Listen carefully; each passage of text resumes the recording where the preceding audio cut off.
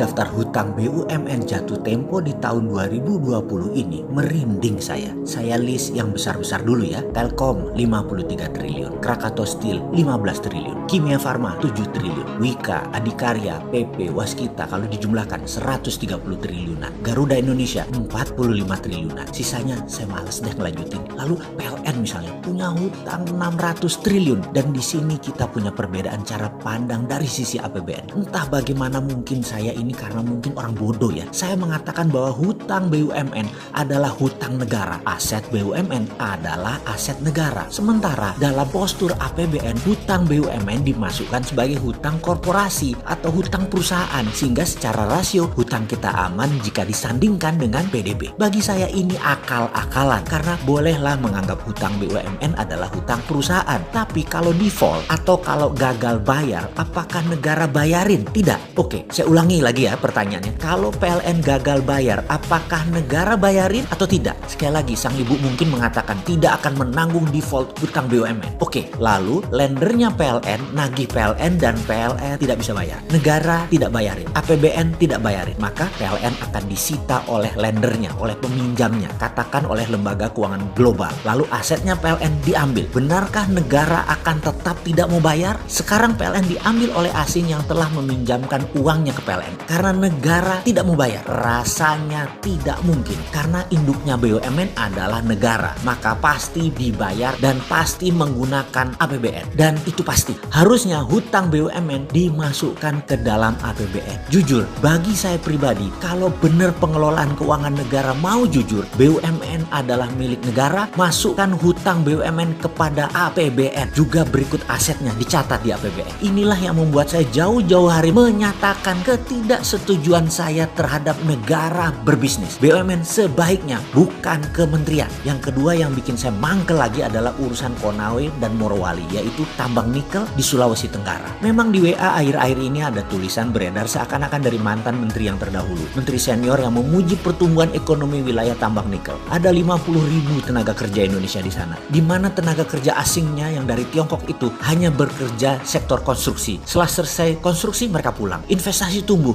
dan pendapatan daerah menjadi tumbuh luar biasa. Begitulah dia menulis. Tadinya saya mau diam aja, tapi kok sepertinya jadi kayak bener tindakan itu. Ya terpaksa kita buka-bukaan lagi. Pertama saya minta izin dulu ya. Urusan tambang jangan ragukan pengetahuan saya walaupun hanya sedikit. Namun dua perusahaan tambang saya yaitu CaOH 2 kali atau kalsium hydroxide dengan kapasitas 100 ton per hari adalah sebuah pengalaman panjang sejak tahun 1996. Kemudian pabrik litium kecil, belum skala komersial, namun cukup buat memahami apa itu dunia pertambangan, smelter, hingga proses pemurnian sampai finish produk. Pertanyaan pertama, apakah smelter nikel Konawe itu sampai pada tingkat finish produk atau hanya merupakan aktivitas untuk pembersihan impurity saja? Maksudnya bagaimana? Menurut saya smelter modelnya di NPI atau Nickel Pig Iron itu akal-akalan Tiongkok. Itu mesin banci. Bener, mesin banci. Hanya membuang silikat dan unsur-unsur pengotor lainnya yang tidak memiliki nilai ekonomis. Namun nikel, fero, lithium, kobalt, dan mineral rare earth lainnya dalam fraksi yang sangat kecil tetap tidak terbuang. Ini terangkut. Jadi masih terkandung di dalam logam raw nikel ini. Saya katakan raw atau mentah karena by all standar kadar nikel di dalam NPI ini sangat rendah jika kita menggunakan benchmark produk ferronikel sebagai standarnya. Sementara yang dibayar dari produk NPI, Nickel Pig Iron ini, hanya percentage kandungan unsur nikelnya saja yang notabene kecil kandungannya. Sementara besi atau ferro yang menyertainya tidak dihargai walaupun persentase kandungannya sangat besar. Tentu saja mineral-mineral ikutan lainnya pasti tidak akan dihitung, termasuk juga mineral rare earth dijual dengan gratis. Dan inilah asli yang terjadi saat ini. Indonesia kehilangan sovereign asetnya kalau itu dilakukan. Oke, begini melihatnya lagi. Dan ini boleh tanya kepada seluruh ahli pertambangan mineral. Dalam setiap pemeriksaan dan analisis terkait isi atau konten mineral pada setiap laboratorium uji, katakanlah itu Sukovindo atau lembaga asing yang punya standar perhitungan atas isi kandungan material tadi, selalu dihitung berdasarkan ppm atau part per million atau persen berat, di mana yang dihitung hanya mineral yang memiliki ukuran tertentu dalam range yang terbaca oleh alat atau metode pengukuran. Sedang ukuran mineral yang berada di luar range serta tidak terbaca oleh alat atau metode analisis ini dianggap nol. Artinya tidak komersial atau artinya tidak menguntungkan. Biasanya pakai metode yang disebut assaying dengan pendekatan reaksi kimia atau menggunakan alat-alat tertentu lainnya melalui pendekatan fisika dengan dasar ukuran material. Pertanyaan sekarang, berani nggak menghitung konten material pakai EDAC sistem yang menggunakan spektrum warna? Di seluruh dunia, ketahuilah wahai pejabat yang terhormat, metode perhitungan isi kandungan mineral selalu menguntungkan pembeli. Karena itu mereka tidak pernah mau pakai sistem lain. Maunya hanya menggunakan ukuran material saja sebagai dasar pengujian di laboratorium. Kita pemilik sovereign asset selalu dikadalin. Karena itu kalau saya sekali lagi dapat mandat nih, tak stop semua eksplorasi mineral ini. Tapi sebentar, jangan takut. Nggak mungkin Sontoloyo ini dapat mandat. Orang minat belas, ambil tuh jabatan. Nggak pantas orang kayak saya ini. Jadi dalam hal ini, jangan bandingkan dengan 50.000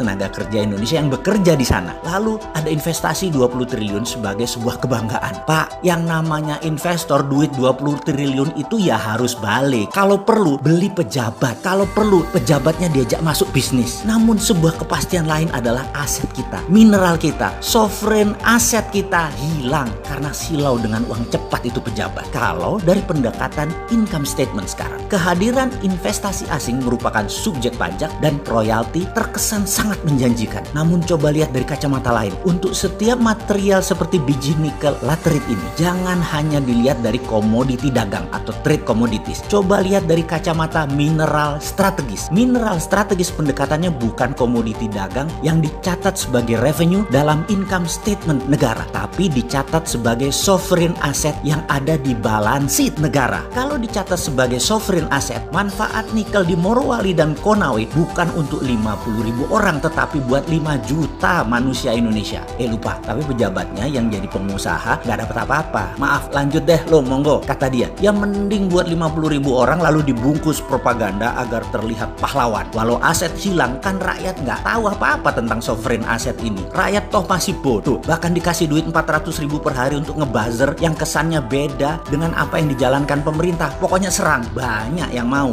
Sahabat, semoga informasi ini bisa dipahami. Sedikit kontribusi pemahaman pandangan dari sisi lain, sedikit kritis, tapi ada solusinya. Sungguh, sovereign asset itu adalah cikal bakal sovereign wealth fund yang harusnya negara mainkan di tengah pandemi ini, bukan malah menyetujui undang-undang minerba yang baru yang kemudian membuat sovereign asset kita hilang selamanya.